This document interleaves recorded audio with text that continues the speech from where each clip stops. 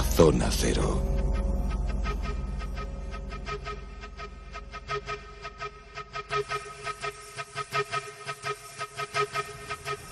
La Zona Cero, que hoy da la bienvenida en sus monográficos a un personaje que en su mundo y en su circunstancia fue extraordinariamente conocido.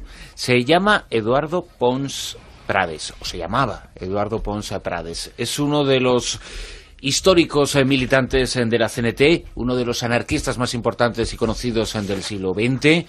Bueno, vivió todo ese siglo prácticamente en primera persona. Un hombre muy conocido en ese sector, del que hablamos hoy, pero no lo vamos a hacer precisamente de este asunto que le hizo, yo diría que mundialmente famoso. Carlos Canales, Jesús Callejo, Silvia Casasola, buenas. Buenas noches. Hola, ¿qué tal? Hola, buenas noches. Digo que un personaje muy conocido, del que cuando a raíz de su fallecimiento, las diferentes biografías que se hicieron en los periódicos, en los diarios, tanto en los de información general como en los de información política, hablaban mucho de él, mucho y bien de él, de su historia, de su trayectoria, de sus características muy importantes también a nivel cultural, porque él como historiador, como escritor, como novelista, destacó en muchos aspectos. Como periodista también. Sin embargo, fue uno de los fundadores de Alfaguara. Además, y redactor jefe, ahora lo diremos, del diario Barcelona. Y relacionado con esta casa, con Planeta. Es verdad, ¿También? sí. Bueno, además, luego contaremos una anécdota de lo que le ocurrió relacionada con Planeta muy curiosa. claro, pero nada de lo que vamos a hablar aparecía en esas biografías. Nada. Totalmente de acuerdo. Sí, además es muy curioso porque murió hace muy poquito, el 28 de mayo del 2007, él tenía 87 años cuando muere, y salieron muchas necrológicas en la prensa.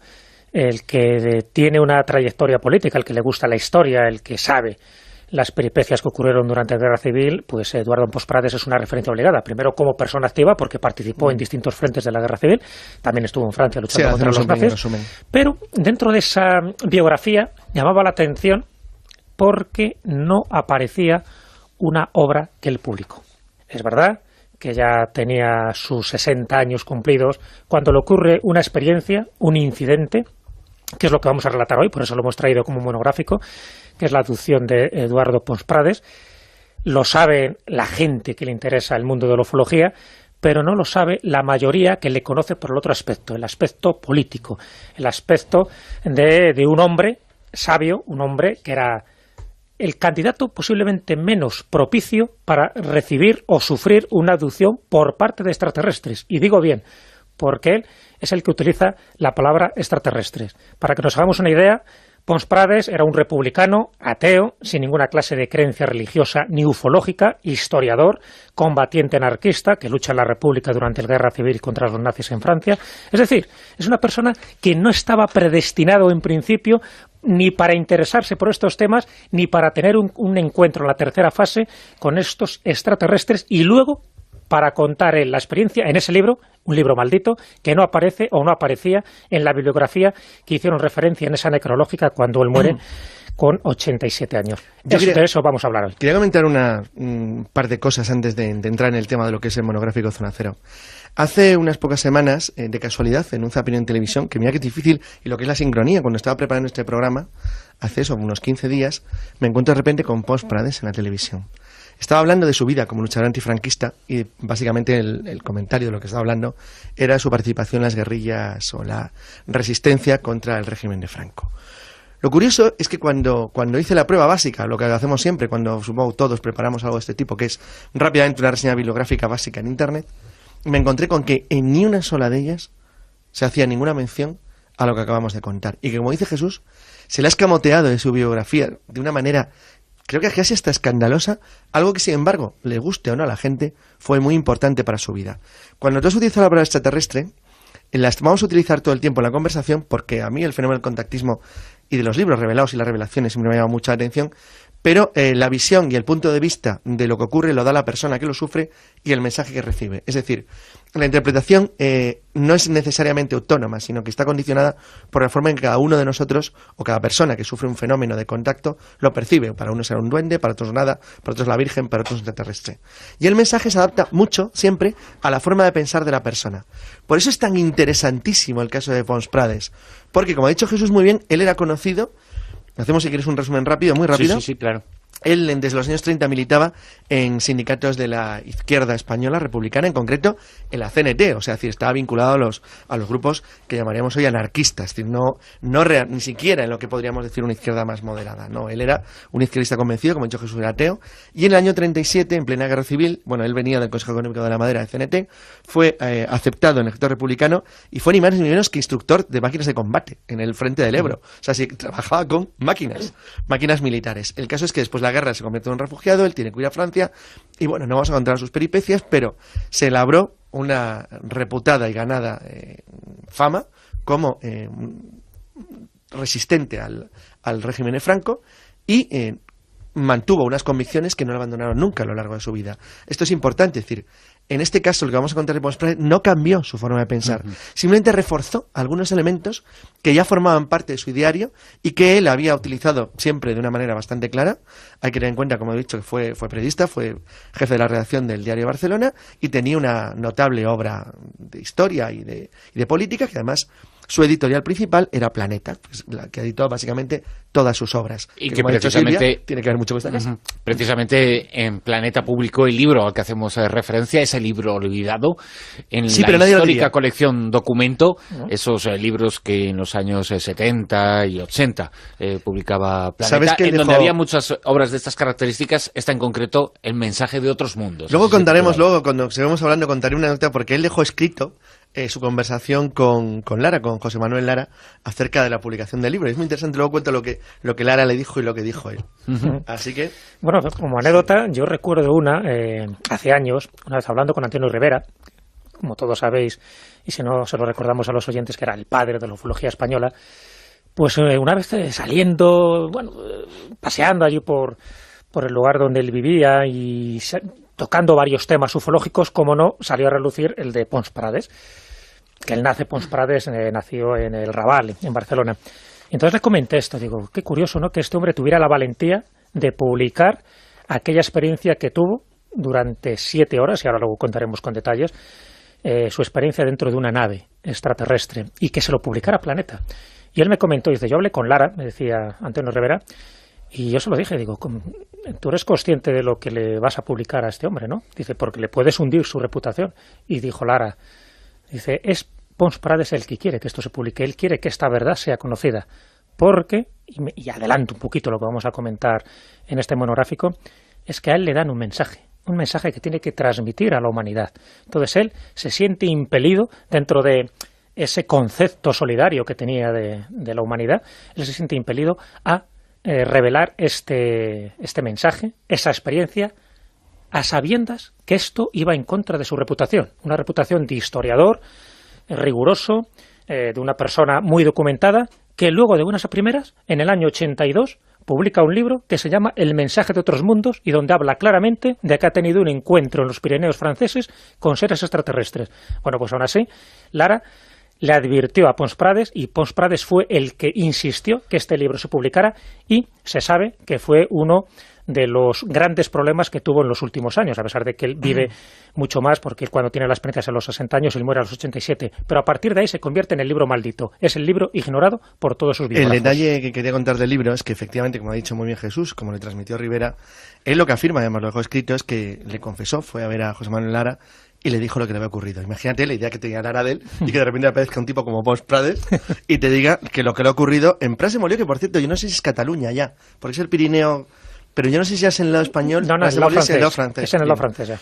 El caso es que le cuenta... que Lara estaba muy sensibilizado con estos temas en esa época, cierto, porque ya había comenzado a publicar y había fichado a Juan José Benítez, que venía de Plaza Janés, y lo había que fichado, era toda una estrella en aquellos tiempos, claro, en cuenta, él ficha a la gran estrella de estamos de hablando este tipo de obras en el año 79, claro, pero estamos 80, hablando, que publica Los astronautas de Yahvé, justo antes de que... Esto es en agosto del 81, como ahora veremos, pero fijaros el impacto que tenía en aquella época esto. Bueno, el caso es que se lo dice, entonces claro, Lara dice que Lara le miró y le dijo que obviamente se lo editaría. Dice, pero tú verás lo que haces, porque si esto te lo edito, perderás toda tu credibilidad como historiador y periodista. Entonces lo que le contestó Pons Prades es que se dejara de tonterías, porque esto era mucho más importante. Fíjate, una persona que se arriesga a destruir toda su credibilidad solo porque considera que esto es una verdad que él tiene que de alguna manera, una verdad para él, tiene que exponer. Bueno, la verdad es que se demuestra un cierto valor. Es un caso interesante, por no decir yo creo que casi único, ¿eh? Porque los casos que ha habido de este estilo, estaba pensando, por ejemplo, en Strieber, generan normalmente un cambio radical en la vida de la persona. O en España el de Próspera Muñoz. O el de Próspera Muñoz. Muy bien, Bruno. Son casos que te cambian completamente tu vida, pero en el caso de Pons Frades, ¿no? Él mantuvo luego la misma línea de conducta que había tenido siempre, ya fuera como guionista, especialista en documentales, escritor o periodista. Él no cambió en absoluto ni su forma de pensar, ni su forma de actuar, ni su conducta, ni su personalidad. Simplemente dio testimonio de algo que él entendía que tenía la obligación de hacer. ¿Y qué es lo que le ocurrió a Eduardo Pons Prades? Vamos a relatarle su... Sí, vamos a relatarlo. Encuentro. El encuentro, porque ya digo que eso marca un antes y un después para Pons Prades. Bueno, pues nos vamos a una noche concreta, que es la del 31 de agosto de 1981. Él está en esta zona, ¿no?, de los Pirineos franceses y, bueno, pues de alguna forma está de picnic, está relajándose, es un lugar que él utiliza pues precisamente para desestresarse de su vida cotidiana y sin tener ningún tipo de pretensión de leer este tipo de temas, ni por supuesto de lo que le iba a ocurrir, porque si utilizamos un poco la terminología de Alan Heine, tiene un encuentro en la tercera fase. Es decir, no ve un ovni, que sí lo ve, no solo tiene un contacto visual con estos seres extraterrestres, sino que además estos seres extraterrestres en su nave le invitan a que entre a la nave para darle un garbeo cósmico. La nave, por cierto, tiene nombre, que es Luz del Cosmos. Así se llamaba este vehículo intergaláctico. Es que no deja de desgracia, estoy pensando en las técnicas, bueno, luego hablamos un poquito de las ideas tipo ballet, ¿no? De que tiene, que como si fuera un barco pesquero, tiene su propio nombre, como si fuera un transatlántico. Disparate total. Directamente le abducen. Los personajes o los seres que él ve son de ambos sexos, tienen como un mono blanco ceñido a su cuerpo y tiene como un emblema. Como de plástico normal, más o menos. Sí, es un poco como si teoría sombrita, lo describiría bastante bien. Y con un emblema, que es un poco como el logo suyo, una especie de lágrima, con una estrella en el interior de esa lágrima. Él describe, bueno, lógicamente empieza ya a preguntarle muchísimas cosas a estos seres extraterrestres, que por eso hemos hecho una introducción para saber quién es este personaje y para darnos cuenta que lo que vamos a contar ahora suena a ciencia ficción. Pero Jesús, fíjate, para cualquiera que le interese el tema del contactismo, la escena onírica que se describe parece sacada de una película tipo En compañía de lobos o algo así. Parece como una especie de cuentecito de sueño en un bosque. Se produce una abducción. Se introduce voluntariamente en este caso, no le obliga ni nada. Él se introduce voluntariamente por la curiosidad que él tiene, de decir, bueno, está viendo un artefacto que siempre le habían dicho que esas cosas no existían. Y bueno, esa primera se encuentra no solo con el ovni, sino con los extraterrestres que le dicen que entre. Él entra y, bueno, pues allí mantiene una conversación, pregunta, por supuesto, de qué planeta son, le dice una respuesta muy indeterminada, muy difusa, le dice que proceden de un planeta blanco marfil, que hay otros planetas que es violeta flor y otro planeta que es verde brillante, con lo cual no es decir nada. No dicen que son de este sistema solar, que son de otro, pero que como que no tienen un nombre definido, por lo menos para lo que sería un terrestre. Bueno, pues hablan de todo, es decir, tiene una conversación con los ocupantes acerca de la situación económica, de la situación política, de la situación social de la Tierra, y en el diálogo le informan de la existencia de una especie de confederación de mundos.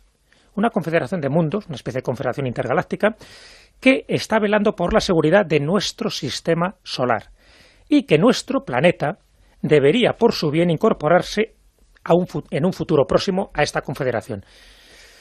Él se queda estupefacto, porque mientras están dando un garbeo estelar, es decir, él ve estrellas, ve planetas, en fin, no sabe distinguir muy bien. O sea, que no están parados. No, ya está durante 7 horas en el interior de esta nave, en Luz del Cosmos, como así se llama, y mientras él pregunta, observa, ve, de hecho, en el libro que publica un año después, en El mensaje de otros mundos, hay croquis donde se describe lo que él ve y lo que él percibe. Por supuesto, ya digo, como si fuera una película de Star Trek, ya digo, desde los monos blancos ceñidos al cuerpo, con luz por todos los lados, no ve una luz definida o un foco de luz donde pueda proceder toda la luminosidad que hay en el interior de la nave, por supuesto aparatos que él desconoce, tecnología punta que él no sabe de qué va, pero lo único que sí puede describir y da fe de ello es que ha salido de la Tierra montado en una nave que no es de origen terrestre. ¿Para qué le quieren? Porque esa es la pregunta. ¿Por qué me elegís a mí, que yo soy el menos indicado, el menos apropiado? Dicen que le quieren dar un mensaje. Y ese mensaje es el que desgrana en el libro. Por eso el libro tiene ese inequívoco título, El mensaje de otros mundos. Y ahí es donde entramos un poco en el meollo de la cuestión. Es decir, él luego se siente obligado a transmitir este mensaje. ¿A quién? Según estos seres, estos extraterrestres, a las dos superpotencias que había en aquel momento. No describe, no dice qué superpotencias, pero evidentemente ya sabemos a qué se refería. Claro, estábamos en el 81. En la Guerra Fría, claro, y eran Estados Unidos y la Unión Soviética. Exactamente. Fíjate que Una cuestión, antes de pasar al contenido de ese mensaje, pero ya en su propia experiencia y también en el mensaje, evidentemente, y hemos contado la biografía de Eduardo Pons Prades, es una persona muy vinculada a los movimientos de izquierda, vinculada, como hemos dicho, a la CNT, vinculada al anarquismo, tenía una ideología muy firme. Era ateo. Era ateo. Posiblemente porque su ideología, el ateísmo, estaba unida, no necesariamente, porque había muchas personas que no, pero bueno, sí se puede decir que la mayoría de personas de su entorno ideológico eran ateos. Esa ideología contrasta bastante con un encuentro de estas características que, más allá casi de una abducción clásica, es una experiencia puntual de contactismo con ese aire mesiánico. Exacto. Y religioso, en cierto modo, pero en el mensaje es complementario, es un mensaje que contradice o refuerza la ideología comunista de Eduardo Pons Prades. No, pero es que los mensajes nunca contradicen nada. Los mensajes son indicaciones. Antes de que Jesús se meta en el mensaje, un pequeño comentario. Bueno, por cierto, no hemos dicho que Jesús tiene el libro entre las manos, claro. Porque lo tiene es un libro maldito, es inencontrable. Pero hay una cosa importante para que como el contactismo ha perdido mucha fuerza en los últimos años, hay algunas cosas o elementos interesantes. Voy a dar un dato y un detalle muy, muy desconocido. Te he anticipado algo anteriormente a ti, Carlos. En sus últimos tiempos de vida, él intentó reeditar el libro. O sea, él no renegó hasta el último momento de su trabajo. Sí, que era como que tenía esa misión y no le habían dado la difusión correcta. Exactamente, nunca tuvo la difusión correcta, por lo menos la que él quería. Y casi siempre que le hacían entrevistas, obviaban este tema. Sí, es que no era el que renegaba, eran los de alrededor suyo los que renegaban el asunto. Si no, no hubiera publicado el libro. A mí, perdonar, yo me voy a poner así un poco en plan escéptico. ¿Había antecedentes de lo que en las horas previas, de lo que había estado haciendo Eduardo, si, no sé, si estuviese muy cansado, si había trasnochado? Nada. O sea, él no comenta nada. No, iba en coche, nada. simplemente se le paró el motor. Pero vamos a ver, es que el contactismo, lo que yo siempre investigo el contactismo, que no está relacionado directamente con la ufología, sino bien con el esquema en el que se estructuran las leyendas y las visiones. Fijaros que en este caso, da igual, podría citar como, no sé, pues como el de Pedro Ribalta o como cualquier otro conocido caso de los que se producen en los años 70-80, tiene algo fascinante, que es la sensación de que estás en un teatro. O sea, fijaros que desde un punto de vista de una persona racional, incluso con un pensamiento libertario ateo, y además que conocía bien máquinas, ya he dicho, a lo que se dedicó durante la Guerra Civil, el planteamiento que tiene que haber tenido es el que curiosamente no tiene ninguna persona, ni una sola, a la que le ocurre esto. Y es la sensación de que tú estás en un teatro. Tú estás viendo un escenario que te han colocado para adaptarse, en cierto modo, a la forma en la que tú piensas. Es decir, no choca demasiado, pero es lo suficientemente absurdo para que el contenido de lo que tú estás viendo no tenga ningún sentido y sea todo, si lo piensas frente, una verdadera estupidez. Pero esa estupidez tiene un pequeño matiz, o sea, que va desde el punto de vista de la indumentaria del extraterrestre de turno, que va cambiando según los años. Esa aparición con esa especie de pijamas blancos tipo Star Trek es porque es la época de Star Trek. Es decir, de hecho, la descripción de la nave se parece a la Enterprise. Y de hecho, el entorno de lo que ve es que está sacado una serie de televisión de los años 80. Es decir, ahora sería totalmente diferente. ¿Por qué ha cambiado? Y no era exactamente igual en los años 30. Es decir, ¿por qué esa pequeña modificación del entorno de la visión? O sea, incluso de la visión del supuesto viaje fuera del planeta. O sea, es toda una escena de teatral. Entonces, a mí eso no me preocupa tanto. Es decir, lo interesante, que es lo que me preocupa a mí, de todo este tipo de cosas, porque tengo una cierta preocupación, debido a que hay, en contra de lo que se dice muy a menudo, hay gente muy interesante que sufre este tipo de fenómenos, ¿eh? No es como se dice siempre gente analfabeta, una porra. Es decir, hay gente interesantísima, pero lo fascinante es que el contacto se hace siempre en relación a tu estructura mental de pensamiento. A Will Strieber, que se produce muy poco tiempo después, famoso guionista de Hollywood, con un Oscar, que se los encuentra en un bosque, luego dar lugar a Communion, un libro fascinante absolutamente de contactismo, el entorno es completamente distinto. Viene de una tradición de leyenda de gnomos. Y entonces aparece de otra forma. Entonces es otra la forma en la que se presentan ante él los que le van a dar, al igual que en este caso, un mensaje. Que es muy parecido en ambos casos. Casi igual, casi igual. No el mensaje en sí, pero sí el trasfondo. Pero sí el trasfondo. El trasfondo del mensaje contactista tiene un cierto aire religioso. Y no es demasiado diferente de los mensajes más cristianos. espiritual que religioso. Casi, espiritual, ¿no? sí, es más correcto. Sí, son más religiosos, diríamos religiosos, cuando tiene un entorno claramente de enfoque católico, por ejemplo. Tiene los fenómenos que se asocian a la Virgen, es porque ya el entorno de la aparición tiene una estructura que mentalmente, para el sujeto que lo percibe, es próxima a próxima. Por ejemplo, un día deberíamos de hablar un rato de Fátima, que es uno de los encuentros cristianos más destruidos, tanto por la Iglesia como por los enemigos de la Iglesia. De hecho, una vez dedicamos un monográfico a Lourdes, precisamente para contar la otra verdad que hay en Lourdes, y también deberíamos hacer lo mismo. Es que el de con Fátima es más fascinante porque el Fátima es un clarísimo caso como este. Hay un fenómeno ufológico clarísimo. Clarísimo, incluso la descripción de cómo se va eliminando la aparición original de lo que ven los niños en Fátima. Esas tonterías que se han dicho también por ahí por los que se oponen a lo de Fátima, de que en realidad era una chica inglesa, una bobada. Cualquiera que sepa lo que de verdad ven los niños, saben que bueno, que eso es una cosa rara, de verdad rara. Y es sorprendente, por el caso de Pons Prades, y ahora vamos a decir el mensaje, quería contar esto, porque es muy importante lo que tú decías, que no parezca grotesco o ridículo, porque es grotesco o ridículo toda la escena. El problema no es tanto la estructura de la escena, sino que la persona que lo recibe lo cree plenamente y tiene la capacidad, en este caso totalmente intacta, de poder representar, dibujar y recrear su encuentro, como Pons Prades hizo en su propio libro, que está lleno de dibujitos de lo que él vio. Claro, y además hechos por él mismo. Claro. Bueno, antes de entrar un poco en el mensaje, es curioso porque la situación que se produce en el interior de la nave, y estamos hablando de 7 horas, 7 largas horas, no todo son conversaciones. Es decir, él se sienta en una mesa redonda, está rodeado de sus interlocutores extraterrestres, y en un momento dado se combinan las conversaciones con largos silencios prolongados, se miran a los ojos entre ellos. Y en un momento dado, dentro de la mesa surge un televisor y empieza a ver imágenes. Fíjate, un televisor, ¿eh? Un televisor, pero un televisor. Cual, sí. No una escena holográfica, no un televisor. No sale una pantalla plana con plasma, no, un televisor de la época de los años 80. Es curioso. O sea, de los que funcionaban. De los que funcionaban, exactamente. Tenía como estos que no hay UHF forma de ver la TDT ni nada. No sé si los rayos catódicos eran radiactivos o no, pero bueno, con rayos catódicos. Y empieza a ver imágenes. Ponía Telefunken. Eso no, ponía marca Acme. Pero eso del teatro es fascinante. Empieza a ver muchas imágenes. Y las imágenes que él ve son muy curiosas porque es como documentales etnográficos. Por cierto, él es un buen guionista y productor de documentales, con lo cual es algo que encima conocía muy bien. Claro, o sea, que le ponen cosas que él se supone que no le van a resultar extrañas. Exacto. Sí. Y un poco para mentalizarle de lo que luego le van a transmitir.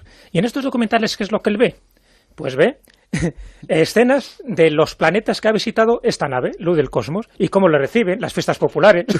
Todo, absolutamente. Cosas que él se queda extrañado, que no corresponden a la Tierra, sino que corresponden a otros mundos, pero que les interesa por alguna razón las costumbres, el folclore, las tradiciones, las leyendas de cada planeta que visitan. Y por lo que se ve en cada lugar, elegían a alguien para luego transmitirles el mensaje. Normalmente elegían al menos adecuado, entre comillas. Bueno, otra de las cosas que él hace... Oye, perdonad, ¿se saben si Reagan y Andropov, que creo que eran los que entonces gobernaban en cada uno de los... Si se enteraron de este mensaje. Se sabe que se lo mandó, pero nunca llegó a ellos, como es lógico. Había varios intermediarios.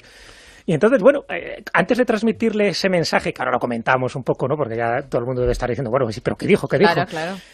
También le invitaron a comer y a beber, que es otra de las características que suele ocurrir cuando se dan este tipo de alusiones. Por cierto, un matiz folclórico, el intercambio tradicional de los duendes en las leyendas europeas es un intercambio siempre de comida. Entonces, normalmente la comida no lleva sal y siempre tiene un componente de agua, hay una especie de protocolo ritual. Bueno, pues estos rituales se siguen manejando a la perfección. Entonces alguien puede decir, oye, que son tan poderosos y tienen un mensaje de decir, ¿por qué no se lo decía Garrigan directamente? Claro. No, pero nunca el contactado se da cuenta porque eran detalle. inteligentes, ¿eh? No, pero nunca, es algo que nunca capta el contactado. Nunca lo capta.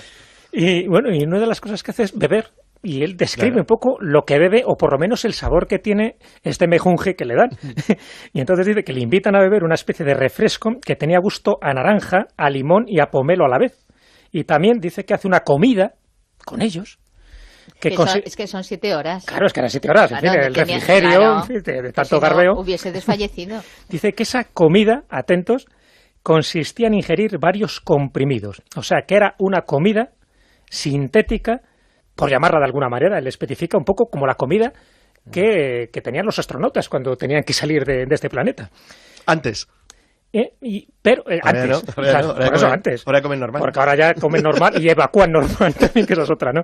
Dice, pero tras la cual tuve la sensación de haber comido bien, comenta él en su libro. Es decir, que quedó satisfecho a pesar de que eran unas pastillitas de nada, unas micropastillitas. Bueno, todo esto lo cuento un poco porque es el preludio de esa sensación un poco de que él se siente a gusto, de que se siente cómodamente y que sepa que en el fondo ha sido un elegido dentro del planeta que quieren que forme parte de esa confederación de mundos para que transmita este mensaje. ¿A quién? A las dos superpotencias, pero con una advertencia, con un ultimátum. ¿Has visto? Ultimátum a la Tierra. Sí. Pues un poco algo ocurre en este sentido, pero menos dramático, evidentemente. Cuento. El mensaje se lo graban en la mente. O sea, no le dan un papelito, no le dan un disquete, se lo graban en la mente y él lo recuerda a la perfección, lo cual les extraña, porque tiene buena memoria, pero no tanto como para recordar palabra por palabra lo que le graban. Bueno, y entonces lo que le dicen es una advertencia, ya digo, una especie de ultimátum a estas dos superpotencias, ya hemos comentado que era la Unión Soviética o Estados Unidos, para que cesen de enviar artefactos destructivos al universo. Ojo, estamos hablando de esa escalada militar que en aquella época estaban mandando satélites, no con fines pacíficos, sino con fines militares. Bueno, pues le advierten... no deja de ser curioso, aunque ya se empezaba a barruntar la idea, pero Reagan, las presiones de la industria y de los pensadores...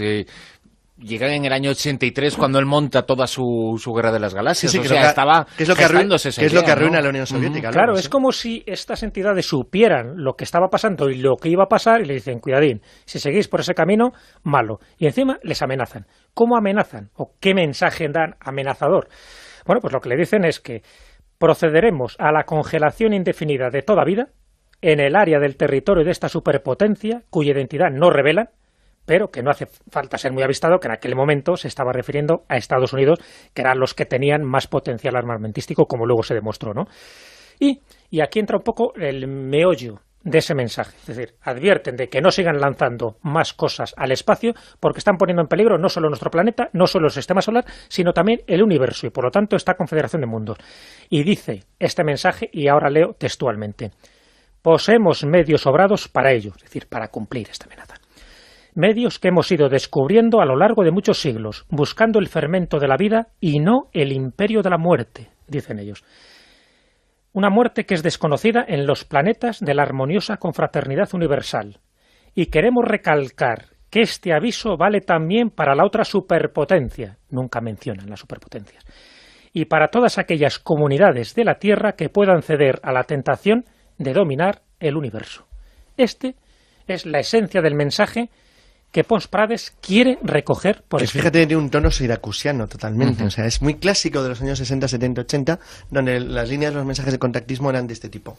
Sí, todos. En Misión Ramas, claro, ¿cuándo cambian? La Confederación, pues el propio Siragusa también hablaba de algo parecido. Estos mensajes cambian cuando se une la Unión Soviética. Entonces acabó el problema. Entonces cambia el mensaje y entonces es la destrucción de la Tierra, la liquidación de, no sé, pues de la vida, de la naturaleza, del cambio climático. Claro, ya son otros enemigos. Es un mensaje ecológico. Por otro lado. Es un mensaje ecológico lo que dan. Pero bueno, ya digo que no traeríamos a colación este caso si no fuera por la importancia del personaje que recibe este mensaje y la credibilidad que nos merece que fuera Pons Prades el que lo transmite. Por lo tanto, yo creo que, y eso no se le escapa a ningún oyente, este monográfico tiene muchas consecuencias. No solo estamos hablando de un caso dentro del mundo de las abducciones y del mundo ufológico, sino todas las consecuencias ecológicas, morales, políticas y sociológicas que conlleva el que sea este hombre, Pons Prades, el que haya sido el mensajero de ellos. Y que además tuvo muchísima valentía. Por el perfil que tenía de historiador. Le dio más de un disgusto este libro. Sí, ese libro ya absolutamente inencontrable. Antes de finalizar, Jesús, me dicen que lo vas a poner en eBay, ¿no? No creo porque, en fin, no está dedicado por Prades, pero está como muy sobeteado por mí, ya tiene mi energía. Sí, Esto ya pues, queda para mí. Eso le hace subir el valor, ¿eh? Bueno, yo creo que más de uno te lo va a empezar a pedir. Jesús, Carlos, muchas gracias. Vale, tener cuidado al salir, a ver con el coche, a ver si vais a tener algún encuentro. Sí, casi seguro que sí. También estuvo en Francia luchando contra los nazis. Pero dentro de esa biografía llamaba la atención porque no aparecía una obra que él publicó.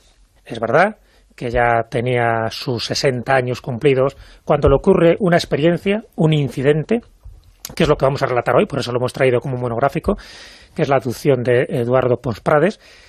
lo sabe la gente que le interesa el mundo de la ufología, pero no lo sabe la mayoría que le conoce por el otro aspecto, el aspecto político, el aspecto de un hombre sabio, un hombre que era el candidato posiblemente menos propicio para recibir o sufrir una abducción por parte de extraterrestres. Y digo bien, porque él es el que utiliza la palabra extraterrestres. Para que nos hagamos una idea, Pons Prades era un republicano, ateo, sin ninguna clase de creencia religiosa ni ufológica, historiador, combatiente anarquista, que lucha en la República durante la Guerra Civil contra los nazis en Francia. Es decir, es una persona que no estaba predestinado en principio ni para interesarse por estos temas, ni para tener un encuentro en la tercera fase con estos extraterrestres y luego para contar la experiencia en ese libro, un libro maldito, que no aparece o no aparecía en la bibliografía que hicieron referencia en esa necrológica cuando él muere con 87 años. De eso vamos a hablar hoy. Quería comentar Lo vamos a hacer precisamente de este asunto que le hizo, yo diría que mundialmente famoso. Carlos Canales, Jesús Callejo, Silvia Casasola, buenas. Buenas noches. Hola, ¿qué tal? Buenas noches. Digo que un personaje muy conocido del que cuando a raíz de su fallecimiento, las diferentes biografías que se hicieron en los periódicos, en los diarios, tanto en los de información general como en los de información política, hablaban mucho de él, mucho y bien de él, de su historia, de su trayectoria, de sus características muy importantes también a nivel cultural, porque él como historiador, como escritor, como novelista, destacó en muchos aspectos. Como periodista también. La Zona Cero.